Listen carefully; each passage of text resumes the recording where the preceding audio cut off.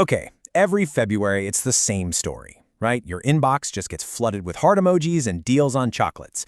And it always makes you wonder, is Valentine's Day a genuine expression of love, or is it just a really, really successful marketing gimmick? So that's the big question we're going to tackle today. We're going to move past just the hot takes and really dig into the behavior, the data, and the intent behind one of the biggest spending seasons of the entire year. And look, let's be fair.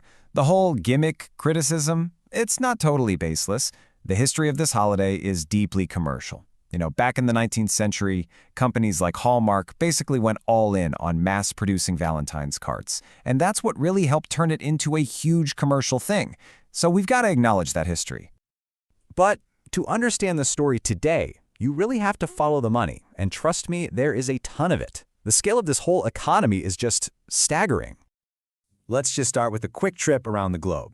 In India alone, Valentine's Day has exploded into this massive event. We're talking an estimated 25,000 crore rupees in sales. To put that in perspective for you, that's more than the entire Indian film industry makes in a year. Wild. Then you hop over to the UAE, and the spending per person really tells the story.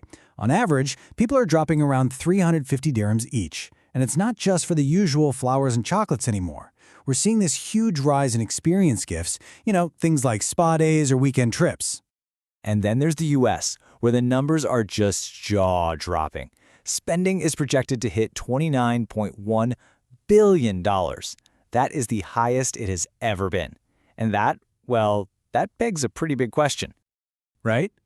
If so many of us are cynical about it, if we think it's just a big scam, then where is all this cash coming from? Are we all just suckers? I mean, these massive numbers suggest that there's something more going on here than just, reluctantly buying a box of chocolates.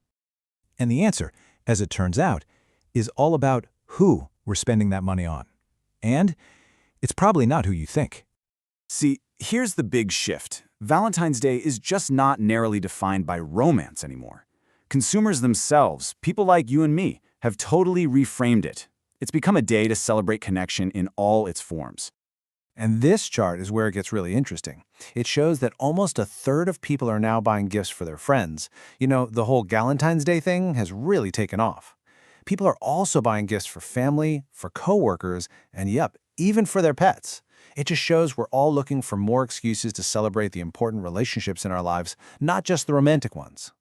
So, and this is the crucial point, marketers didn't cook this up in a boardroom. This change was a real grassroots thing. Consumers decided they wanted to celebrate all these different kinds of love, and the smart brands just adapted to what was already happening. And of course, this entire evolution gets put on hyperdrive in the digital world. The holiday has become this incredibly powerful moment for discovering new things online, especially on social media. The numbers here are just crystal clear. More than 60% of us have bought a Valentine's gift after seeing it on social media, and over a third are actively scrolling through Instagram or TikTok specifically to find gift ideas. You're seeing personalized jewelry, cool gift boxes. It's a ton of inspiration. And that behavior points to something absolutely critical. Brands aren't just creating demand out of thin air, they're meeting what we call active consumer intent. Basically, people are already looking. They're already browsing, searching, and comparing. They already want to buy something for someone. And that's the key difference, right? When a brand shows you a great gift idea when you're already looking for one, that's not manipulation. That's just relevance. It's actually helpful. It makes the whole stressful process of finding the perfect thing way simpler. So all of this brings us right back to where we started, that big question. But now, with all this context, we actually have a framework to help us answer it. So, when is it a gimmick? Well, it's a gimmick when it's just about pushing discounts with some generic, cheesy message that doesn't feel relevant to anyone. But when is it not a gimmick? When it actually reflects how we celebrate today, when it focuses on connection, on experiences, and when it genuinely helps people express that feeling they already have.